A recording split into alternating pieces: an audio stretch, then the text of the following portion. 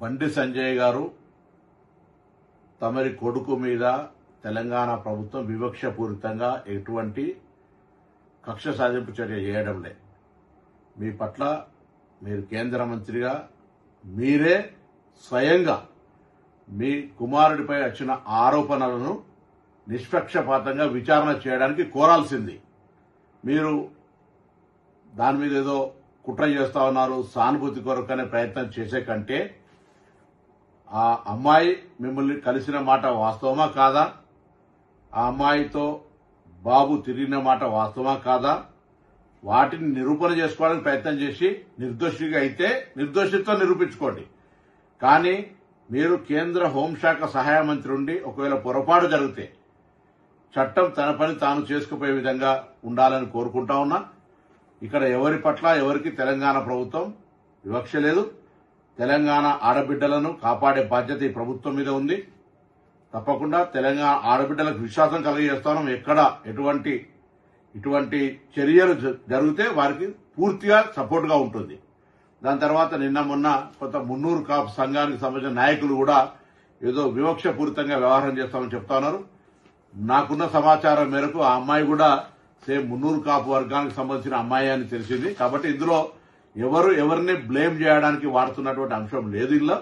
కాబట్టి ఈ ముఖ్యమంత్రి గారు కూడా ఈ అంశం మీద విచారణకు ఆదేశించినారు. నిన్న ప్రధానమంత్రి గారి ప్రోగ్రాం ఉండడం వల్ల అందరూ కూడా అదే ఏరియాలో ఉండడం వల్ల కొంత ఒక రోజు ఆలస్యమై ఉండొచ్చు. కానీ ఆ కన్సర్న్డ్ డీసీపీ లేడీ ఆఫీసర్ తోటి విచారణ కొనసాగుతోంది. దోషి ఎవరు కూడా తప్పించుకొని పోలేరు, ఎంతటి పెద్దవాళ్ళైనా అనేటువంటిది ప్రభుత్వం అంతే కఠినంగా అంతే సీరియస్ గా వ్యవహారం చేస్తుందని గౌరవ ముఖ్యమంత్రి గారే స్వయంగా మరి డీజీపీ గారిని ఆదేశించినారు. తప్పకుండా ఆ కుటుంబానికి కూడా తెలంగాణ ప్రభుత్వం తెలియజేస్తున్నాం. ఎటువంటి ఆందోళన విచారణలో ఏదైనా నాయకత్వ ఒత్తిడి జరిగి మార్పు జరుగుతుందని మీరు అపోహపడే అవసరం లేదు. తప్పకుండా ఇది ప్రజాస్వామ్యం. మీకు జరిగినటువంటి అన్యాయంగా మీరు అది ఒకవేళ తప్పకుండా అటువంటి సంఘటనలు జరిగి ఉండుంటే దోషి మీద ఎటువంటి శిక్షకు వెనుకాడిగే ప్రశ్న లేనేలేదు.